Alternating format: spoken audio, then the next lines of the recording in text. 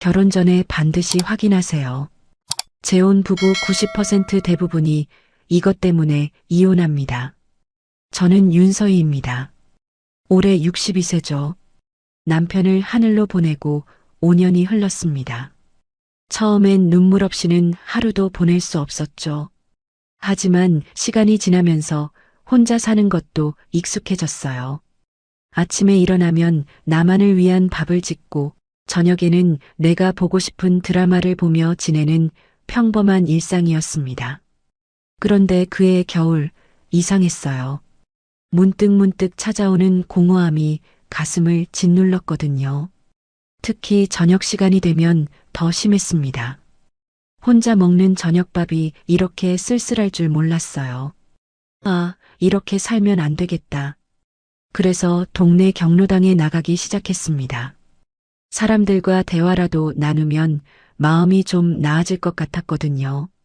그곳에서 강우철 씨를 만났어요. 첫인상부터 달랐습니다. 다른 남자분들과는 뭔가 다른 느낌이었죠. 키가 크고 어깨가 넓어서 든든해 보였어요. 게다가 말투도 정중하고 예의가 바른 사람이었습니다. 어느 추운 저녁이었어요. 경로당에서 나오는데 바람이 정말 차갑게 불었거든요. 저도 모르게 어깨를 움츠리고 있었나 봅니다. 춥겠네요. 잠깐만요. 우철 씨가 자기 재킷을 벗더니 제 어깨에 걸쳐주는 거예요. 깜짝 놀랐습니다. 남편이 세상을 떠난 후로는 이런 배려를 받아본 적이 없었거든요. 아니에요. 괜찮습니다. 제가 사양했지만 우철 씨는 고개를 저었어요. 요즘 감기 많이 걸린다고 하던데 조심하셔야죠. 그 따뜻한 말투에 마음이 뭉클해졌어요. 언제부터였을까요? 누군가 저를 걱정해주는 말을 들어본 게 말이에요. 며칠 후에는 또 다른 일이 있었습니다. 경로당 계단에서 발을 헛디뎌 넘어질 뻔했거든요. 그때 우철 씨가 재빠르게 제 손목을 잡아주었어요. 아, 깜짝 놀랐네요. 다치셨어요? 손목을 잡은 우철 씨의 손이 따뜻했습니다. 마음이 두근거렸어요. 이런 감정을 느낀 게 정말 오랜만이었거든요. 괜찮습니다. 감사해요. 앞으로 조심하세요. 요즘 계단에 있기 때문에 미끄러워서 위험해요. 우철 씨는 집까지 데려다 주겠다고 했어요. 처음엔 부담스러워서 괜찮다고 했죠. 하지만 그분이 워낙 정중하게 부탁하시니까 결국 따라갔습니다. 집 앞까지 와서도 우철 씨는 제가 안전하게 들어가는 걸 확인하고 돌아갔어요. 그 뒷모습을 보면서 마음이 따뜻해졌습니다. 참 착한 분이구나. 그렇게 생각했어요. 그때는 정말 그랬거든요. 우철 씨와 만나는 횟수가 늘어났어요. 경로당에서 자주 마주치게 됐고 가끔은 동네 산책도 함께 했습니다. 대화를 나눠보니 참 매력적인 분이었어요. 젊을 때 경찰이었다고 하시더라고요. 그래서인지 말투도 의젓하고 신뢰감이 있었어요. 서희 씨, 혼자 지내시기 힘들지 않으세요? 어느 날 우철 씨가 물어봤어요. 솔직히 말하면 힘들었거든요. 하지만 쉽게 털어놓을 수는 없었어요. 그럭저럭 지내고 있어요. 혹시 필요한 거 있으면 언제든 연락하세요. 도와드릴 수 있는 건 언제든지요. 그 말을 들으니까 눈물이 날 것 같았어요. 오랜만에 누군가 저를 챙겨주려고 하는구나 싶었거든요. 하지만 그때 한 가지 이상한 일이 있었어요. 우철 씨와 커피를 마시고 있는데 젊은 여자가 우리 앞에 나타났거든요. 처음 보는 사람이었는데 우철 씨를 아버지라고 부르더라고요. 아버지, 여기서 뭐 하세요? 목소리가 차가웠어요. 그리고 저를 보는 눈빛도 곱지 않았습니다. 아, 서은지야. 이분은 서희 씨라고 해서 아버지한테 너무 기대지 마세요. 서은지가 저를 똑바로 보면서 말했어요. 정말 차가운 목소리였습니다. 아직 정리 안 된 게 많거든요. 그 말이 무슨 뜻인지 모르겠더라고요. 우철 씨는 당황한 표정으로 딸을 달랬지만 서은지는 시선 한 번 주지 않고 가버렸어요. 죄송해요, 서희 씨. 애가 아직 철이 없어서. 우철 씨가 미안해하면서 말했어요. 저는 괜찮다고 했지만 마음이 좀 무거워졌습니다. 그날 밤 잠자리에 누워서 서은지의 말을 계속 생각했어요. 정리 안 된 게 많다는 게 무슨 뜻일까? 하지만 그때는 그냥 딸이 아버지를 걱정하는 마음에서 한 말이라고 생각했어요. 설마 그 말이 앞으로 벌어질 모든 일의 경고였을 줄은 꿈에도 몰랐거든요. 우철 씨는 여전히 저에게 다정했어요. 비가 오는 날이면 우산을 가져다 주고 아플 때면 약국에서 약도 사다 주었습니다. 그런 배려에 마음이 조금씩 열렸어요. 이런 사람과 함께라면 남은 인생이 외롭지 않을 것 같다. 그런 생각이 들기 시작했어요. 그때는 정말 그렇게 믿었거든요.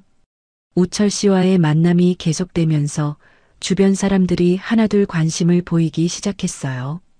특히 절친한 친구 미정이가 먼저 눈치챘죠. 서희야, 요즘 표정이 많이 밝아졌다. 혹시 좋은 사람 생겼니? 처음엔 부끄러워서 아니라고 했어요. 하지만 미정이는 워낙 눈이 밝은 사람이라 금세 알아챘거든요. 어머, 정말 그런 거구나. 누군데?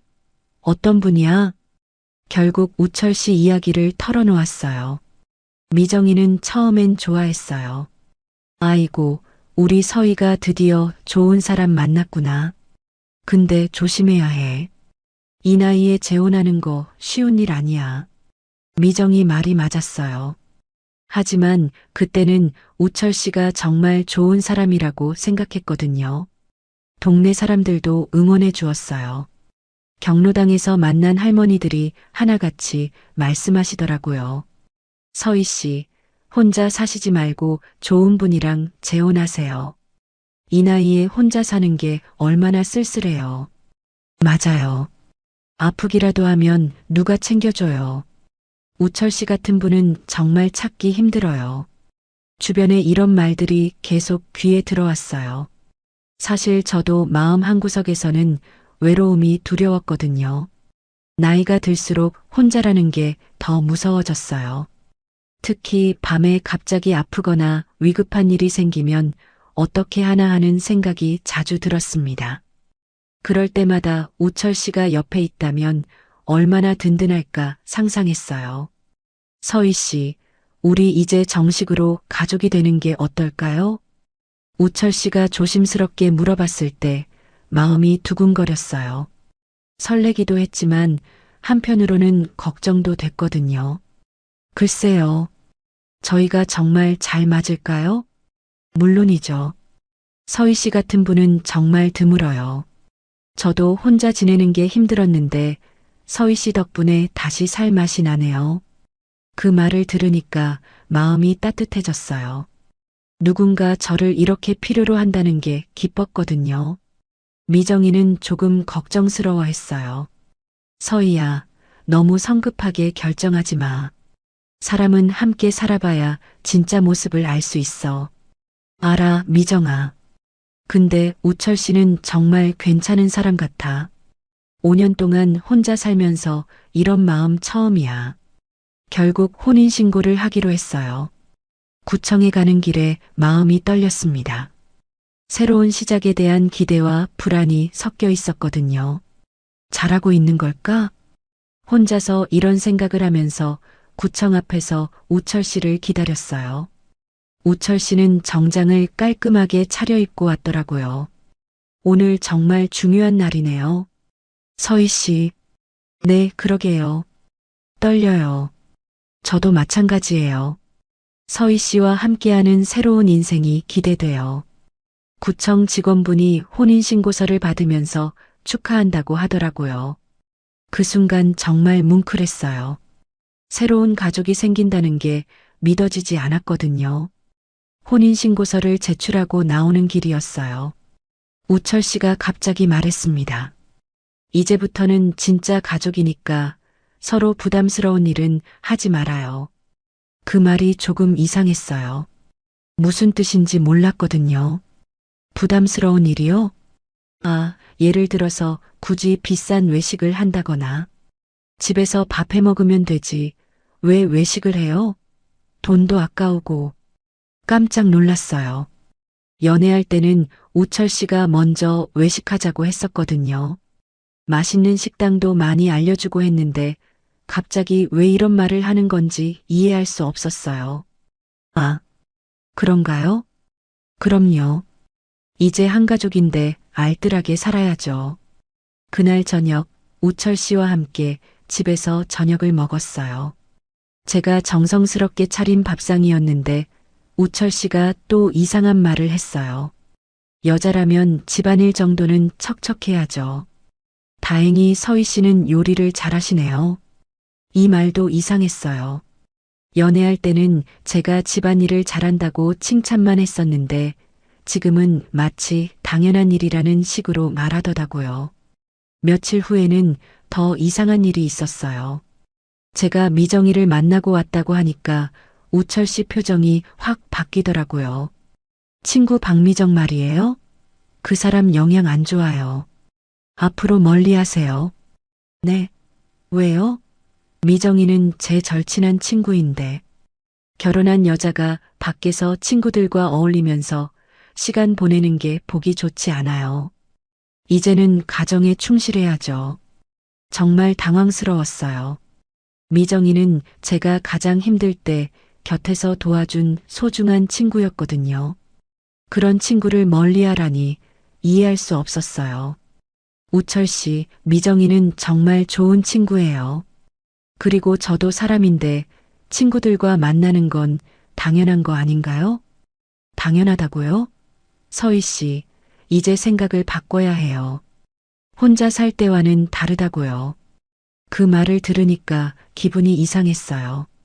마치 제가 잘못된 생각을 하고 있는 것처럼 말하더라고요. 하지만 진짜 충격적인 일은 따로 있었어요. 어느 날 새벽 1시쯤이었어요. 깊이 잠들어 있는데 갑자기 전화가 울렸거든요. 여보세요? 서희야, 나야. 우철이야. 목소리가 완전히 취해 있더라고요. 어머, 우철 씨. 지금 어디세요? 동네 술집에 있어. 데리러 와. 네. 지금이 몇 시인데요? 아, 그리고 계산 좀 해줘. 지갑을 깜빡했네.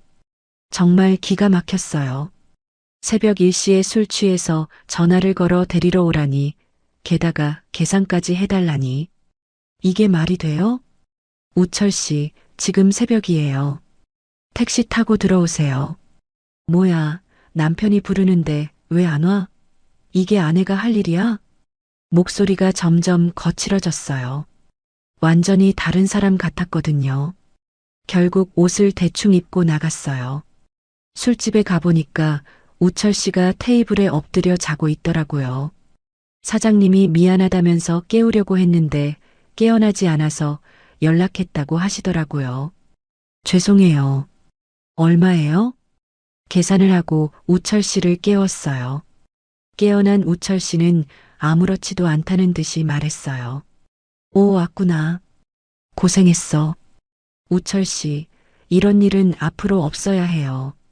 뭐가 문제야? 아내가 남편 데리러 오는 게 당연한 거 아니야? 집에 와서도 우철 씨는 전혀 미안해하지 않았어요.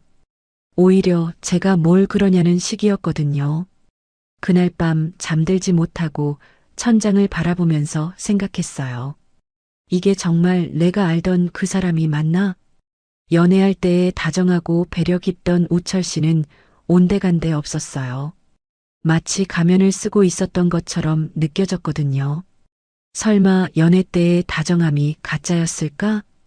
이런 생각이 머릿속을 맴돌았어요. 혼인신고서 한 장으로 사람이 이렇게 달라질 수 있는 건가요?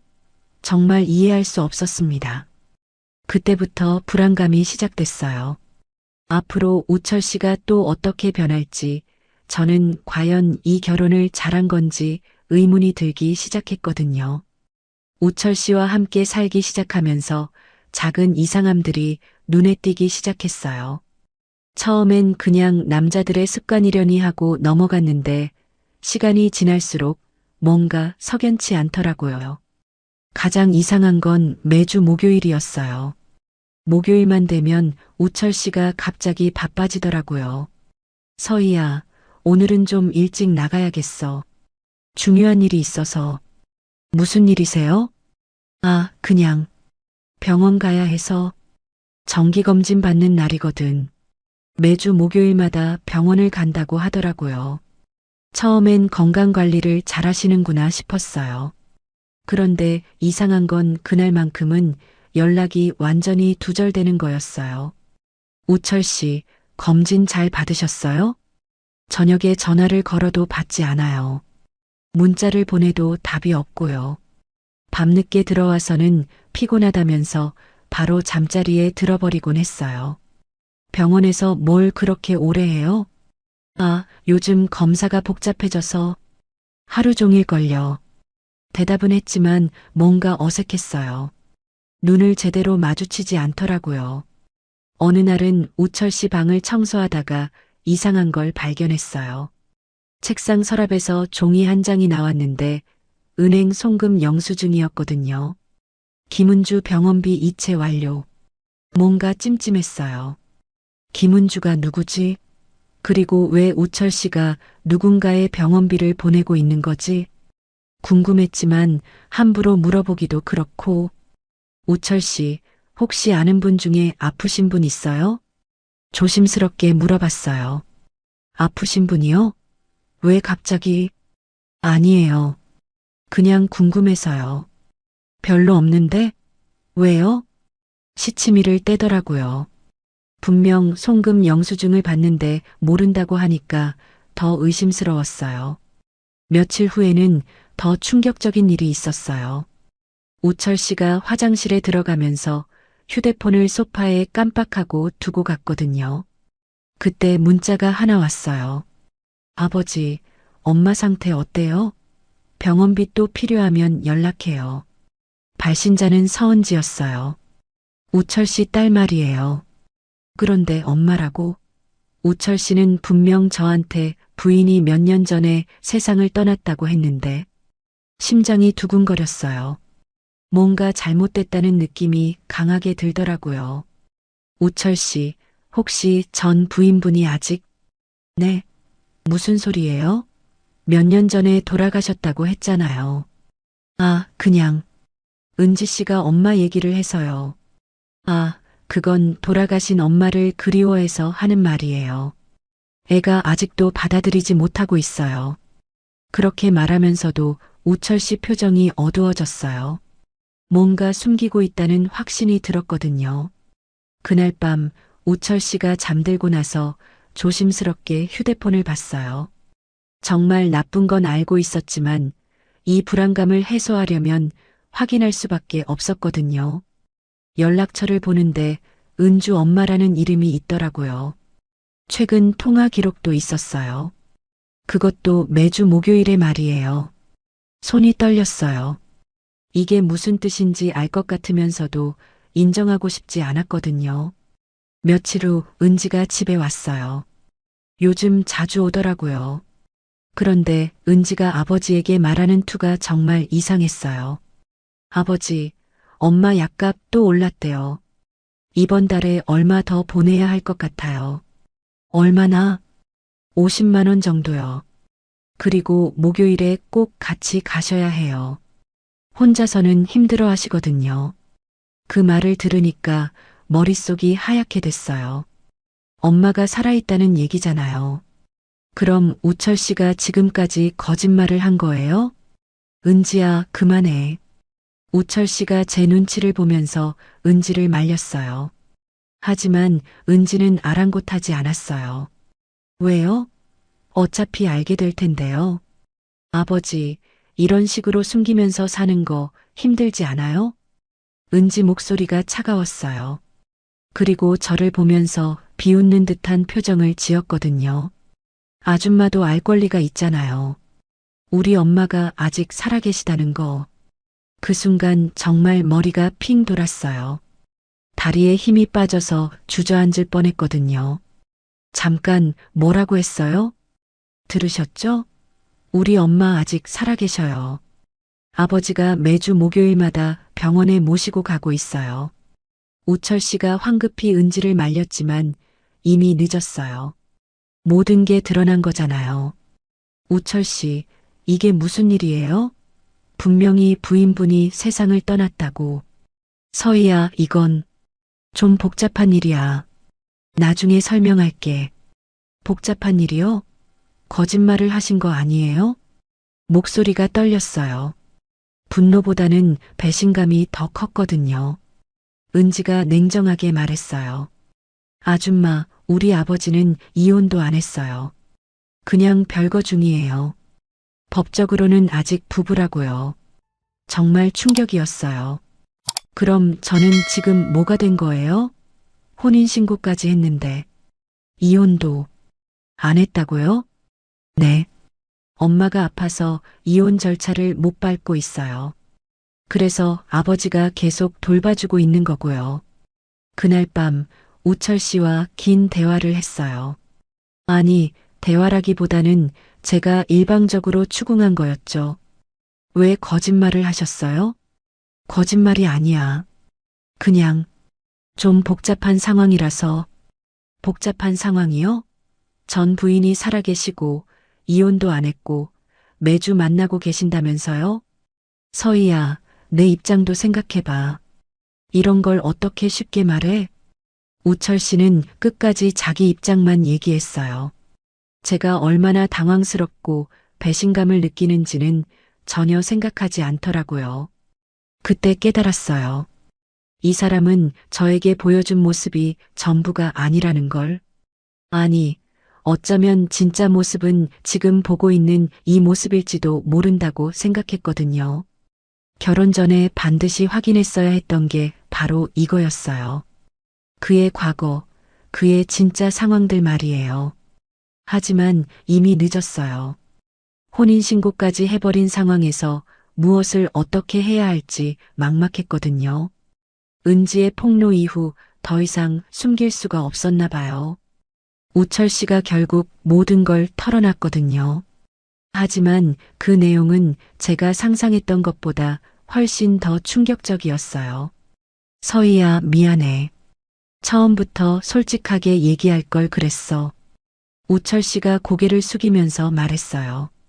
하지만 미안하다는 말로 해결될 문제가 아니었거든요. 은주 엄마라고 저장된 분이 전 부인이시죠? 맞아. 김은주가 내 전 부인이야. 그럼 세상을 떠났다는 말은 거짓말이었군요. 거짓말이라기보다는 내 마음속에서는 이미 끝난 관계라고 생각했어서 정말 어이가 없었어요.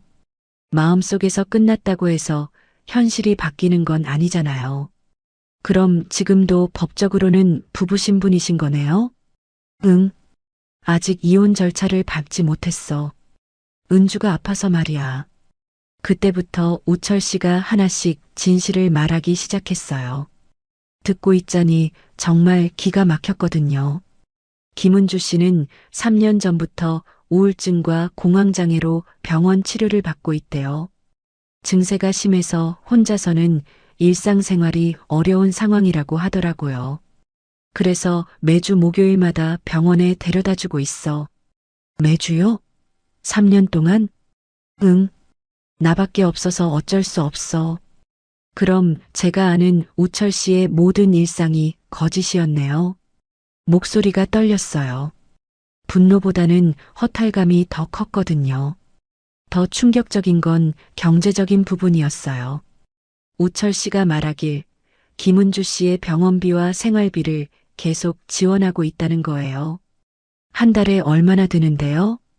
병원비랑 약값, 생활비까지 합치면 한 150만 원 정도?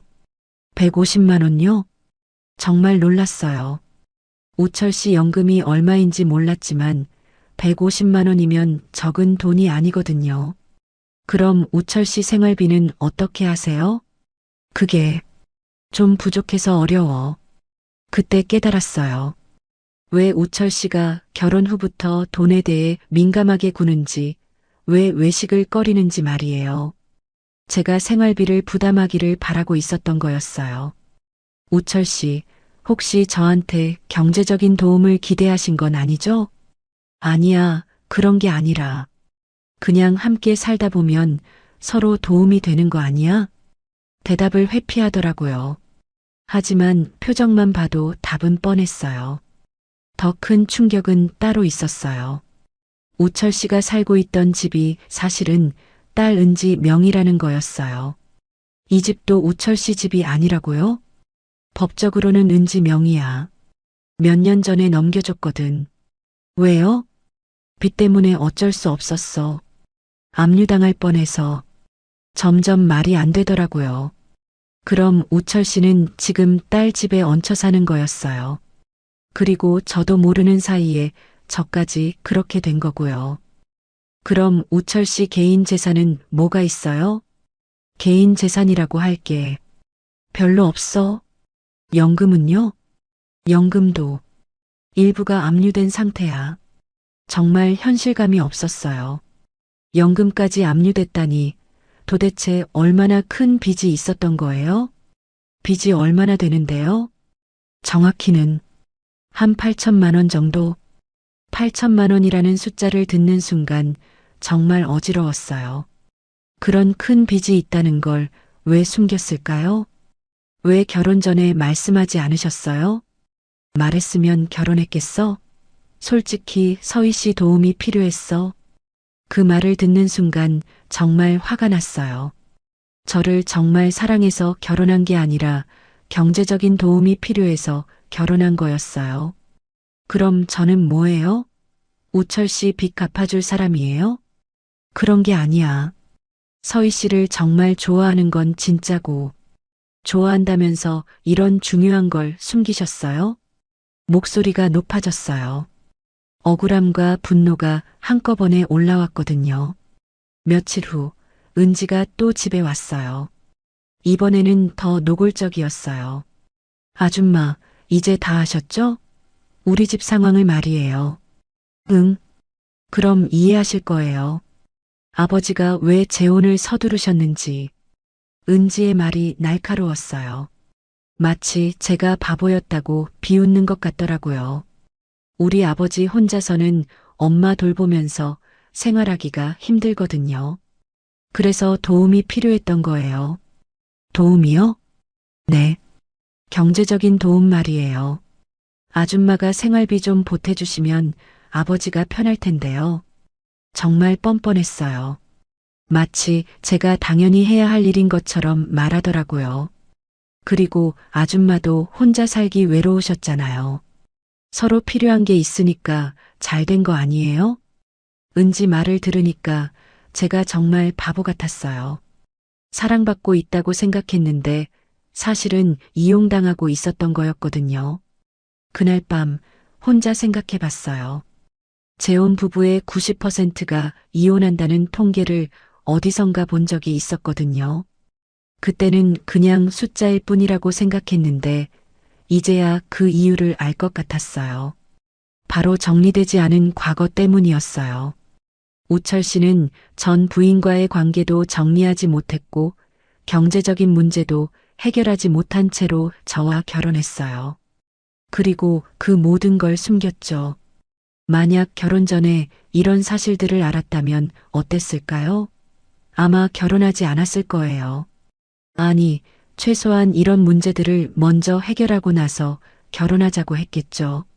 하지만 우철 씨는 이 모든 걸 숨겼어요. 자기가 필요해서 한 결혼이었는데 저는 사랑받고 있다고 착각했던 거예요. 결혼 전에 확인해야 했던 것. 바로 상대방의 정리되지 않은 과거였구나.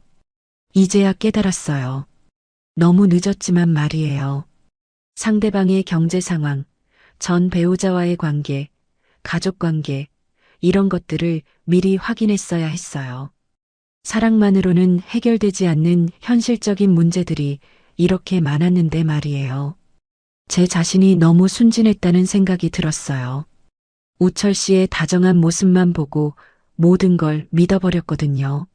하지만 연애할 때 보여주는 모습과 결혼 후의 현실은 완전히 달랐어요. 이제 어떻게 해야 할지 정말 막막했어요. 이미 혼인신고까지 해버린 상황에서 이 모든 짐을 제가 져야 하는 건지 정말 답답하고 화가 났거든요.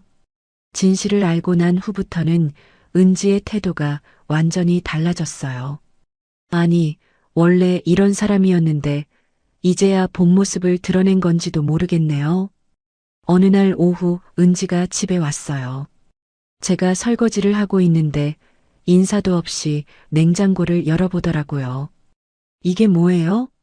제가 만들어 놓은 반찬들을 보면서 눈살을 찌푸리는 거예요. 어제 만든 반찬들이에요. 우철 씨가 좋아하시는. 아버지가 이런 짠 음식 못 드셔요. 혈압 때문에 병원에서 저염식하라고 했거든요. 그러면서 제가 정성 들여 만든 반찬들을 하나씩 꺼내서 쓰레기통에 버리기 시작했어요. 잠깐, 그거 버리지 마세요. 건강에 안 좋은 음식 먹여서 어쩌려고 하세요? 아줌마가 아버지 건강 상태를 제대로 아세요? 말투가 정말 차갑더라고요.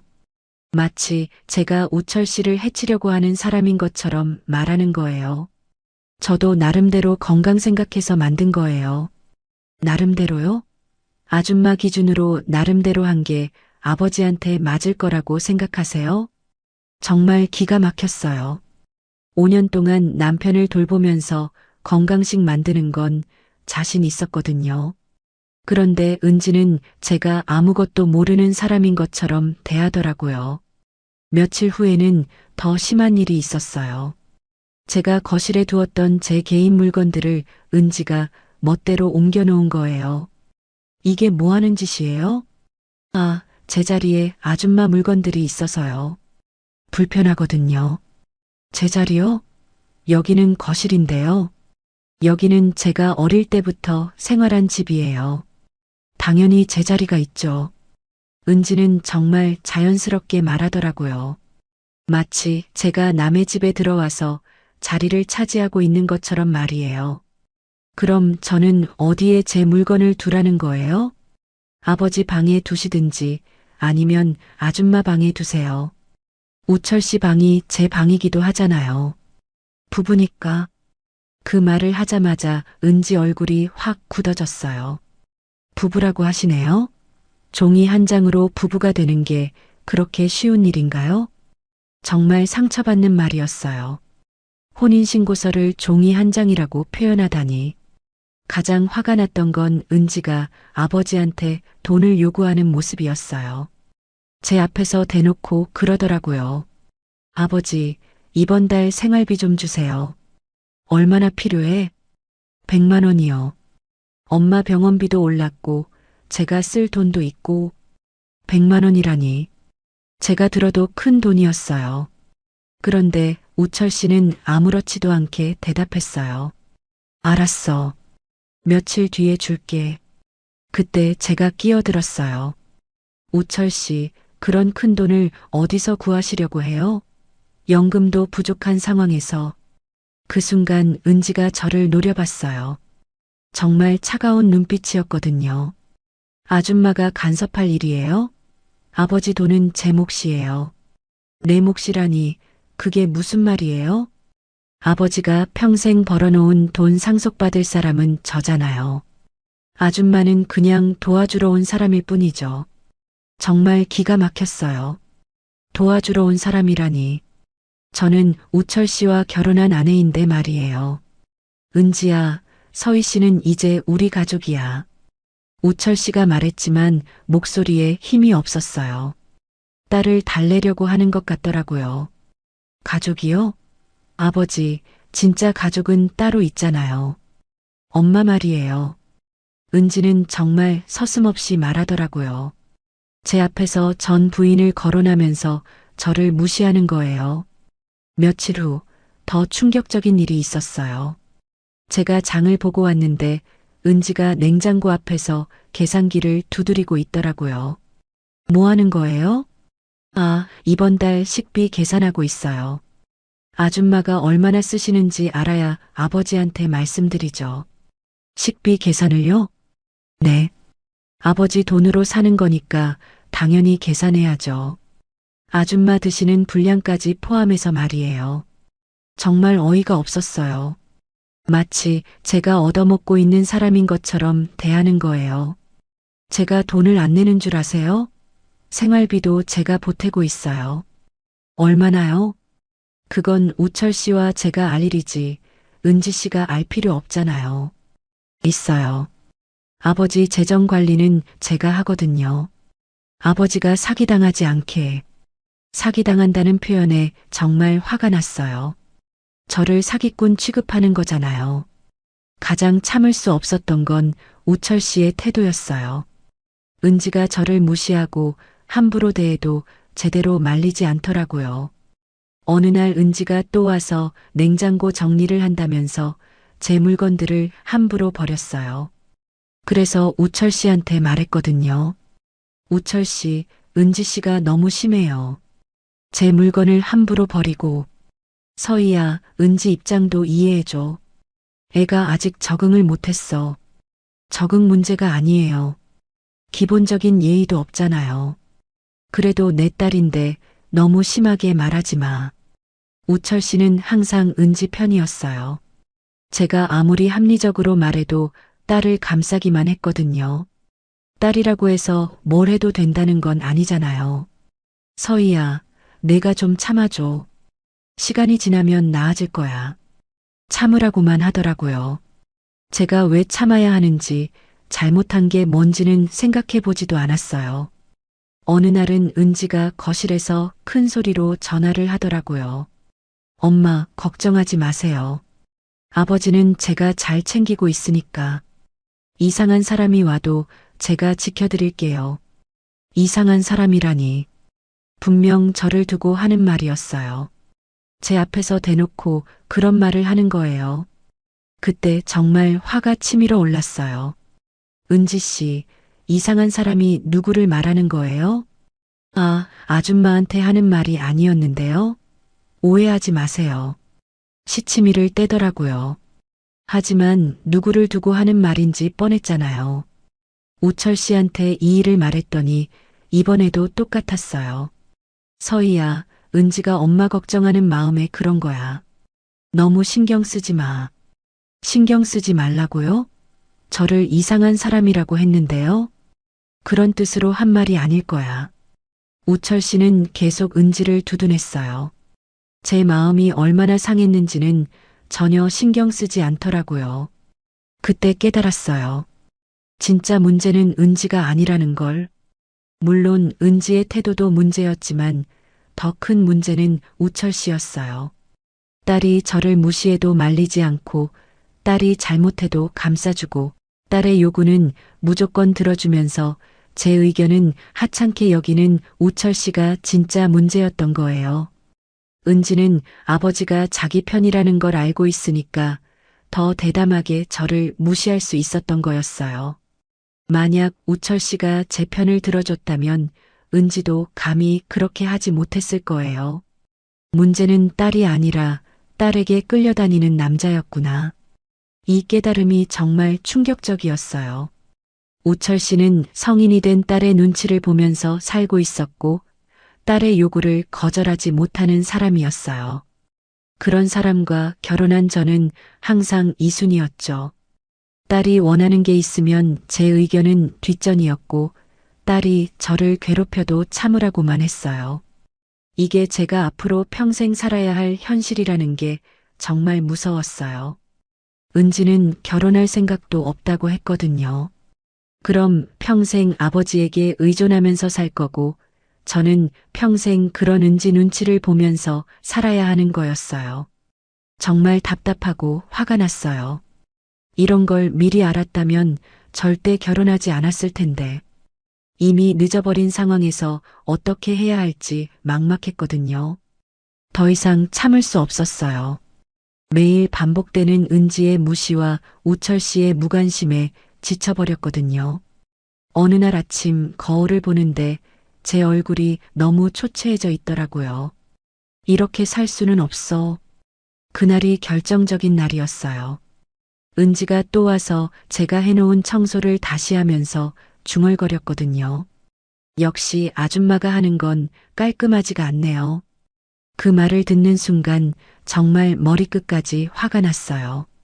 은지 씨, 도대체 제가 뭘 어떻게 해야 만족하세요? 만족이요? 아줌마가 저를 만족시킬 필요는 없어요. 그냥 적당히 눈치껏 살면 되죠. 눈치껏 살라는 말에 정말 기가 막혔어요. 제 집에서 눈치를 보면서 살라니. 그날 저녁 우철 씨한테 마지막으로 말했어요. 우철 씨, 저 이렇게 못 살겠어요. 뭐가 문제야? 은지가 좀 까칠하긴 해도 시간이 지나면 또 똑같은 말이더라고요. 시간이 지나면 나아질 거라는 그 말만 몇 개월째 듣고 있었거든요. 시간이 지나면 나아질 거라고 하셨잖아요. 근데 더 심해지고 있어요. 서희야, 조금만 더 참아봐. 왜 제가 참아야 해요? 잘못한 게 뭔데요? 잘못했다는 게 아니라. 그럼 뭐예요? 왜 저만 참으라고 하세요? 은지 씨한테는 왜 아무 말 안 하세요? 우철 씨는 대답을 못했어요. 아니, 안 했다는 게 맞겠네요. 우철 씨, 솔직히 말해주세요. 저와 은지 중에 누가 더 소중해요? 그런 질문을 왜 해? 답하기 어려우시죠? 그 자체가 답이에요. 그날 밤 잠들지 못하고 계속 생각했어요. 이 결혼이 과연 제게 행복을 가져다 주는지, 앞으로도 이런 식으로 살아야 하는지, 답은 뻔했어요. 아니었거든요. 다음 날 아침 짐을 싸기 시작했어요. 많지도 않더라고요. 제가 가져온 물건들이 생각보다 적었어요. 그동안 이 집에서 제 자리가 얼마나 작았는지 새삼 느꼈거든요. 서희야, 뭐 하는 거야? 우철 씨가 깜짝 놀라면서 물어봤어요. 떠나요. 떠난다고? 갑자기 왜? 갑자기가 아니에요. 계속 말했잖아요. 이렇게 못 살겠다고. 그렇다고 집을 나간다고? 네, 나가요. 그리고 이혼할 거예요. 이혼이라는 말을 하니까 우철 씨 얼굴이 하얗게 변했어요. 이혼은 또 왜? 우리 잘 지내고 있잖아. 잘 지내고 있다고요? 우철 씨는 그렇게 생각하세요? 정말 어이가 없었어요. 이 모든 상황이 잘 지낸다는 건지. 임시로 친구 미정이 집에서 며칠 지냈어요. 미정이는 제가 짐을 들고 나타나자 아무 말 없이 안아줬어요. 고생 많았다, 서희야. 미정아, 내가 너무 바보 같았지? 바보가 아니야. 사랑하니까 참으려고 했던 거잖아. 근데 이제 알았으니까 된 거야. 미정이 말에 눈물이 났어요. 그동안 얼마나 힘들었는지 새삼 느껴지더라고요. 이혼 절차를 밟는 것도 쉽지 않았어요. 우철 씨가 계속 만나자고 연락했거든요. 서희야, 다시 생각해봐. 우리 대화로 풀어보자. 하지만 더 이상 대화할 게 없었어요. 몇 개월 동안 충분히 말했는데 바뀌는 게 없었잖아요. 작은 원룸을 얻어서 혼자 살기 시작했어요. 처음 며칠은 정말 허전했어요. 결혼 전 혼자 살던 집보다 훨씬 작았고 가구도 별로 없었거든요. 이게 맞나? 가끔 이런 생각이 들었어요. 정말 잘한 선택인지 의심스러웠거든요. 하지만 며칠 지나니까 달라지기 시작했어요. 아침에 일어나서 제가 먹고 싶은 걸 해먹는데 이렇게 평화로울 수가 없더라고요. 누군가 뭐라고 할 사람도 없고 눈치 볼 필요도 없었어요. 짠 반찬을 먹든 싱거운 반찬을 먹든 제 마음이었거든요. 늦잠을 잘 수 있다는 것도 정말 좋았어요. 우철 씨랑 살 때는 일찍 일어나서 아침밥을 차려야 했거든요. 하지만 이제는 제가 원하는 시간에 일어날 수 있었어요. 주말 아침 10시가 넘어서 일어났는데 아무도 뭐라고 하지 않더라고요. 당연한 일인데 그게 이렇게 좋을 줄 몰랐어요. 저녁에는 제가 보고 싶은 드라마를 마음껏 볼 수 있었어요. 우철 씨는 드라마를 별로 좋아하지 않아서 항상 눈치를 봤거든요. 특히 은지가 있을 때는 채널을 바꾸라고 하기도 했었어요. 하지만 이제는 제가 좋아하는 프로그램을 큰 소리로 틀어놓고 봤어요. 웃고 싶을 때 웃고 울고 싶을 때 울 수 있었거든요. 한 달쯤 지났을 때 동네 문화센터에서 공예 수업이 있다는 걸 알았어요. 예전부터 해보고 싶었는데 우철 씨가 그런 거에서 뭐 해라고 해서 못했었거든요. 이제는 내가 하고 싶은 걸 해보자. 공예 수업에 등록했어요. 처음에는 어색했어요. 다른 수강생들은 대부분 친구들과 함께 왔는데 저 혼자였거든요. 하지만 점점 재미있어졌어요. 무언가를 만든다는 게 이렇게 즐거운 일인 줄 몰랐어요. 집중하다 보면 다른 생각은 사라지고 마음이 평온해졌어요. 어머, 서희 씨 솜씨가 정말 좋으시네요. 선생님이 칭찬해 주실 때마다 기분이 좋았어요. 오랜만에 누군가한테 인정받는 기분이었거든요. 수업이 끝나고 집에 오면서 밤 산책을 하기 시작했어요. 우철 씨랑 살 때는 밤에 혼자 나다니면 안 된다고 했었거든요. 하지만 이제는 제가 하고 싶은 대로 할 수 있었어요. 밤 공기가 이렇게 상쾌한 줄 몰랐어요. 조용한 거리를 걸으면서 하루를 돌아보는 시간이 정말 소중했거든요. 그동안 나는 뭘 했지? 산책하면서 스스로를 돌아보니까 새로운 생각들이 떠올랐어요.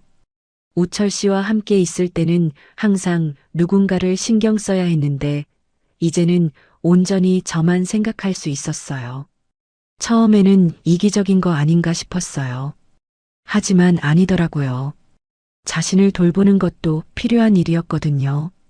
며칠 전에는 정말 깜짝 놀랄 일이 있었어요.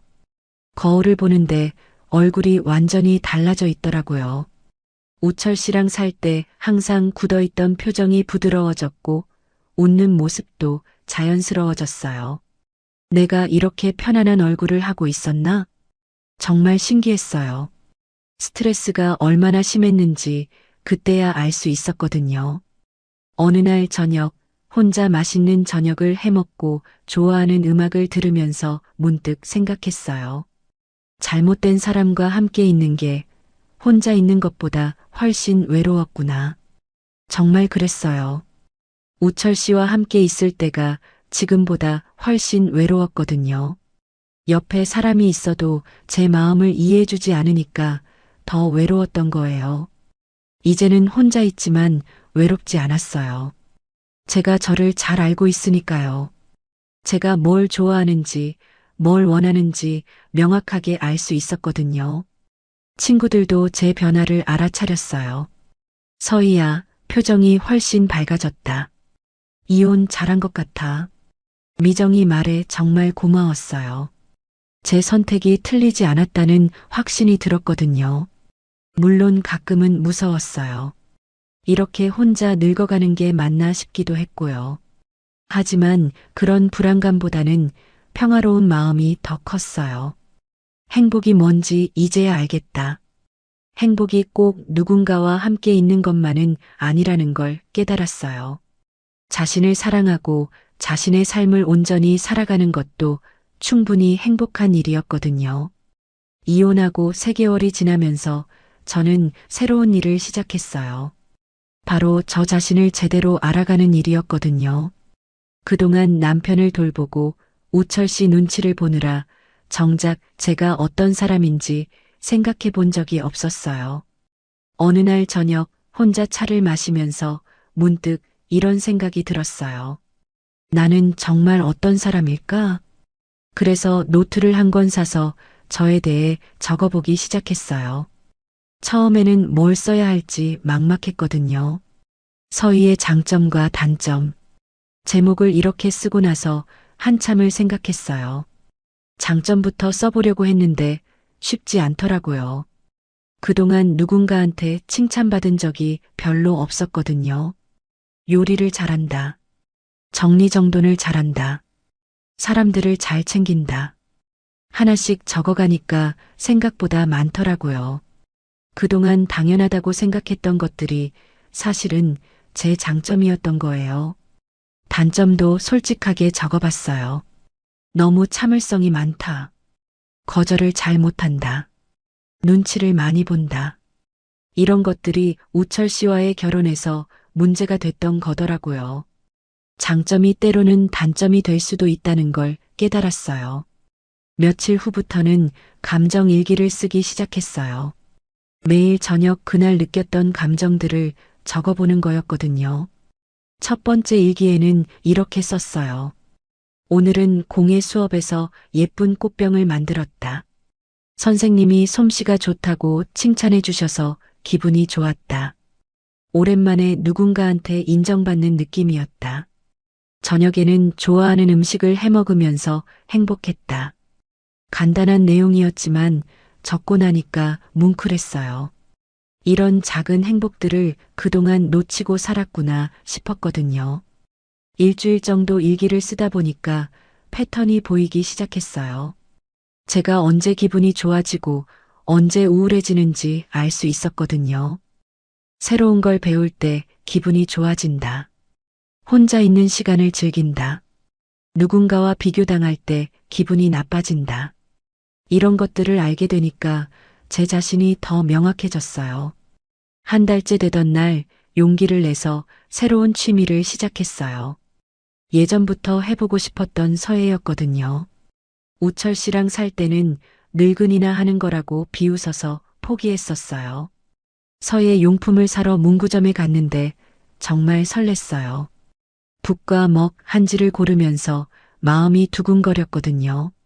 집에 와서 첫 번째 글자를 써봤어요.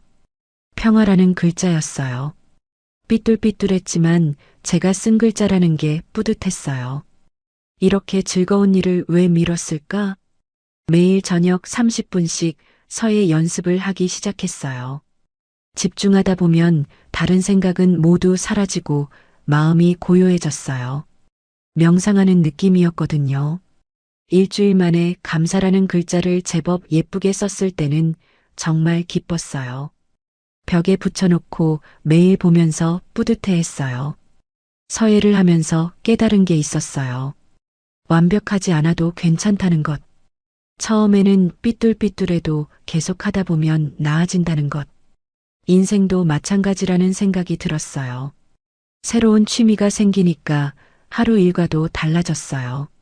나만의 루틴을 만들어가기 시작했거든요. 아침 7시에 일어나서 간단한 스트레칭을 하고 좋아하는 음악을 들으며 아침을 준비해요. 오전에는 집안일이나 장보기를 하고 오후에는 공예나 서예 시간을 가져요. 저녁에는 산책을 하면서 하루를 정리하고 잠들기 전에 일기를 써요. 단순하지만 제게는 완벽한 루틴이었어요. 특히 좋았던 건 아무도 이 루틴을 방해하지 않는다는 거였어요. 우철 씨와 살 때는 항상 누군가의 일정에 맞춰야 했거든요. 하지만 이제는 온전히 제 시간이었어요. 어느 날은 도서관에 가서 책을 읽는 시간도 만들었어요. 예전에 좋아했던 소설책들을 다시 읽어보니까 새로운 느낌이었어요. 책 속의 주인공들이 겪는 감정들이 예전보다 더 와닿더라고요. 제가 직접 여러 가지를 경험해봤기 때문인 것 같았어요. 한 권을 다 읽고 나면 독서 노트에 감상을 적었어요. 어떤 부분이 인상 깊었는지, 어떤 생각이 들었는지 꼼꼼하게 기록했거든요. 이런 소소한 즐거움이 이렇게 큰 행복이 될 줄 몰랐다. 책을 읽으면서 자주 든 생각이었어요. 2개월째부터는 요리에도 더 관심을 갖게 됐어요. 혼자 먹는 밥이라고 대충 하지 않고 정성스럽게 만들어 먹기 시작했거든요. 새로운 레시피를 찾아서 도전해보는 것도 재미있었어요. 실패해도 괜찮았어요. 누군가 뭐라고 할 사람이 없으니까요. 어제는 처음으로 수제빵에 도전했어요. 반죽이 잘 안 되어서 고생했지만 결국 완성했을 때의 기쁨은 말할 수 없었어요. 내가 이런 것도 할 수 있구나. 사소한 성공이지만 자신감이 생겼어요. 3개월째 되던 어느 날 지금까지 쓴 일기들을 다시 읽어봤어요. 처음 일기와 최근 일기의 차이가 정말 컸더라고요. 처음에는 외롭다, 무섭다 같은 부정적인 감정이 많았는데 최근에는 즐겁다, 뿌듯하다, 평화롭다 같은 긍정적인 감정들이 많아졌어요. 특히 인상 깊었던 건 이런 문장이었어요. 오늘 하루 종일 아무도 만나지 않았는데 전혀 외롭지 않았다. 오히려 혼자만의 시간이 소중하고 충만했다. 이 문장을 보면서 깨달았어요. 제가 완전히 바뀌었다는 걸. 예전에 저는 항상 누군가와 함께 있어야 안심이 됐어요. 혼자 있으면 불안하고 외로웠거든요. 그래서 우철 씨와의 결혼도 서둘렀던 거고요. 하지만 지금의 저는 달랐어요. 혼자 있는 시간이 편안하고 즐거웠어요. 누군가에게 의지하지 않아도 충분히 행복할 수 있었거든요. 며칠 전에는 정말 신기한 경험을 했어요. 친구 미정이가 소개팅을 주선해준다고 했는데 별로 관심이 없더라고요. 미정아, 고마운데 괜찮아. 왜? 좋은 분이라고 하던데? 지금 혼자가 너무 좋아서 굳이 누군가를 만날 필요를 못 느끼겠어. 미정이가 깜짝 놀라면서 말했어요. 어머, 서희가 이런 말을 하다니. 정말 많이 변했구나. 맞아요. 정말 많이 변했어요. 누군가와 함께 있는 게 당연하다고 생각했던 제가 이제는 혼자 있는 것의 가치를 알게 됐거든요. 물론 외로울 때도 있어요. 가끔 누군가와 대화하고 싶을 때도 있고요. 하지만 그런 감정이 생겨도 조급해하지 않아요. 외로움도 인간의 자연스러운 감정이구나. 이렇게 받아들일 수 있게 됐거든요. 외로움을 피하려고 잘못된 선택을 하지 않아도 된다는 걸 깨달았어요. 지난주에는 정말 감동적인 순간이 있었어요. 서예로 자유라는 글자를 썼는데 정말 마음에 들었거든요. 그 글자를 보면서 문득 생각했어요. 나는 정말 자유로워졌구나. 누군가의 눈치를 보지 않고 누군가에게 맞추려고 애쓰지 않고 온전히 제 마음대로 살 수 있게 된 거예요. 그리고 가장 중요한 깨달음이 있었어요. 나는 누군가에게 의지하지 않고도 충분히 행복할 수 있는 사람이다. 이 사실을 알게 된 게 가장 큰 선물이었어요. 이제는 누군가를 만나게 되더라도 의존하지 않을 수 있을 것 같았어요. 서로를 필요로 하는 건강한 관계를 만들 수 있을 것 같았거든요. 있는 그대로의 저를 다시 발견한 지금, 인생이 다시 시작된 것 같아요. 이제 1년이 지났어요. 이혼하고 혼자 살기 시작한 지 말이에요. 지난주에 우연히 우철 씨를 길에서 마주쳤거든요. 1년 만에 보는 얼굴이었는데 전혀 설레지 않더라고요. 서희야, 어떻게 지내? 우철 씨가 어색하게 인사했어요. 예전보다 많이 늙어 보였어요. 잘 지내요. 그래. 너 많이 밝아진 것 같다. 정말 그랬을 거예요. 거울을 볼 때마다 느끼거든요. 제 얼굴이 정말 편안해졌다는 걸. 우철 씨도 잘 지내세요. 그렇게 짧게 인사하고 헤어졌어요. 예전 같으면 마음이 복잡했을 텐데 이제는 아무렇지도 않더라고요. 정말 끝난 일이구나 싶었어요. 며칠 전에는 정말 의미 있는 일이 있었어요. 동네 문화센터에서 중년 여성의 재출발이라는 강연이 있다고 해서 갔거든요. 처음에는 그냥 호기심으로 간 건데 강연을 듣다 보니 제 이야기와 너무 비슷해서 깜짝 놀랐어요. 강연이 끝나고 질의응답 시간에 한 분이 질문하셨어요. 저도 재혼을 고민하고 있는데 어떤 걸 주의해야 할까요? 그때 제가 손을 들었어요. 마이크를 잡고 일어서니까 떨렸지만 꼭 말하고 싶었거든요. 제가 재혼을 했다가 이혼한 경험이 있어서 말씀드릴게요. 그리고 제 이야기를 들려줬어요. 물론 모든 걸 다 말할 수는 없었지만 핵심적인 부분들을 나누었거든요. 재혼 부부 90%가 이혼한다는 통계를 아세요?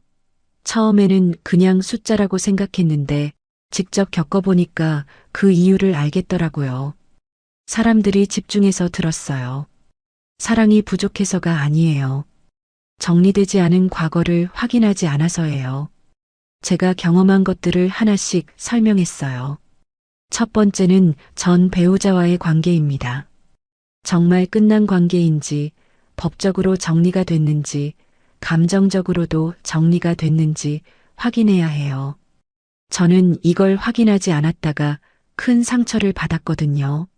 한 분이 고개를 끄덕이면서 메모하더라고요.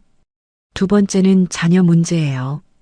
상대방 자녀들이 여러분을 어떻게 생각하는지, 상대방이 자녀와 여러분 사이에서 어떤 태도를 취하는지 미리 파악해야 해요. 이게 정말 중요해요. 제가 은지 때문에 겪었던 일들이 떠올랐어요. 아직도 생각하면 답답하지만 이제는 교훈으로 받아들일 수 있게 됐거든요.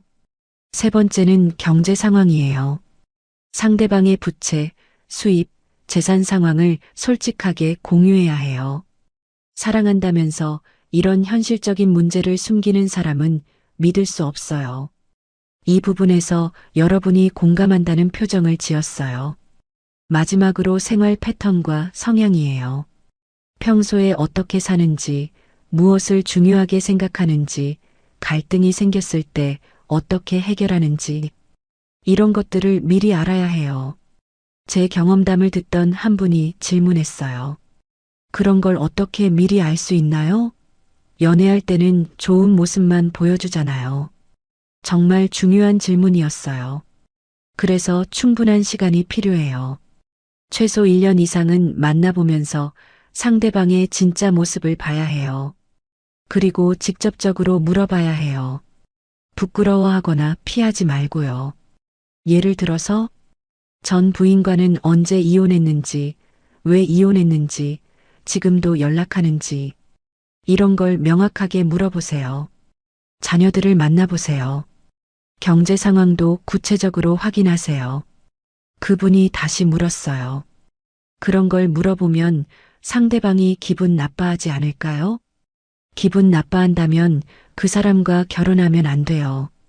진정으로 여러분을 사랑하고 평생을 함께하고 싶어 하는 사람이라면 이런 걸 감추지 않을 거예요. 강연장이 조용해졌어요. 다들 진지하게 생각하는 것 같더라고요. 저는 이런 걸 확인하지 않았다가 결혼 후에 모든 걸 알게 됐어요. 그때는 이미 늦었죠.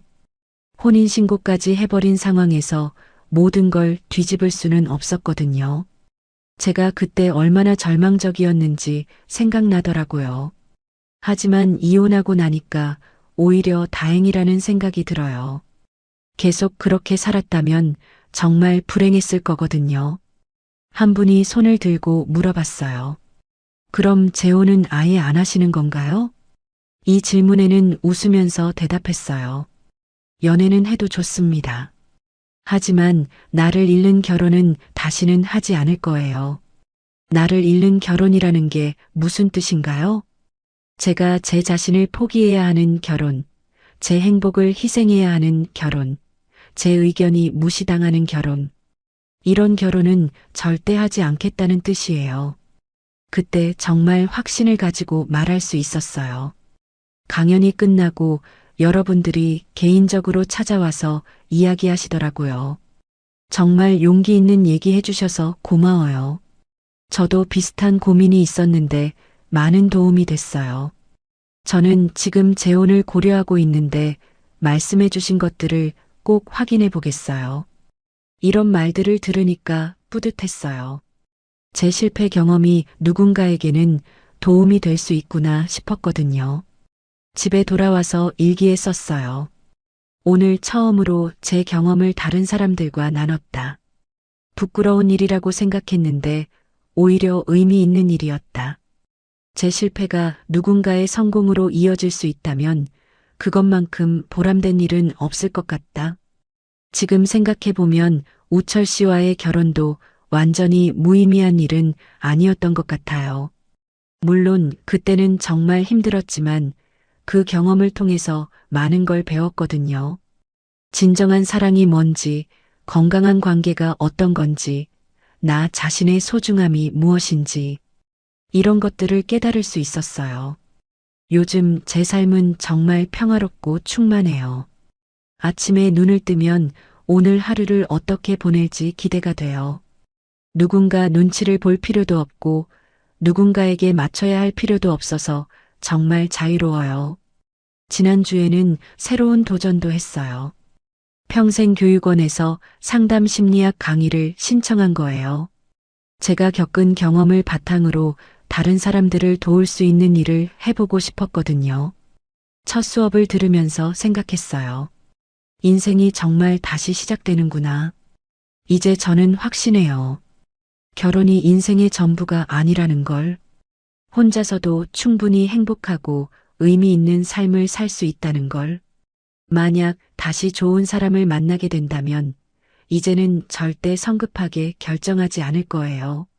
충분히 시간을 가지고 상대방을 알아갈 거고 확인해야 할 것들을 꼼꼼히 확인할 거예요. 그리고 가장 중요한 건 절대로 제 자신을 잃지 않을 거라는 거예요. 제가 행복하지 않은 관계라면 과감하게 정리할 용기도 생겼거든요.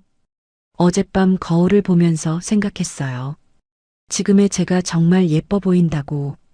외모가 예뻐진 게 아니라 마음이 예뻐진 것 같았어요. 자신감 있고 당당한 모습이 보기 좋더라고요. 결혼 전에 반드시 확인하세요. 정말로 인생이 갈리거든요. 사랑에 눈이 멀어서 현실을 보지 못하면 저처럼 후회하게 될지도 모르니까요. 하지만 만약 그런 실수를 했다고 해도 절망하지 마세요. 저처럼 다시 시작할 수 있으니까요. 진짜 인생은 지금부터 시작이니까 말이에요. 말이에요.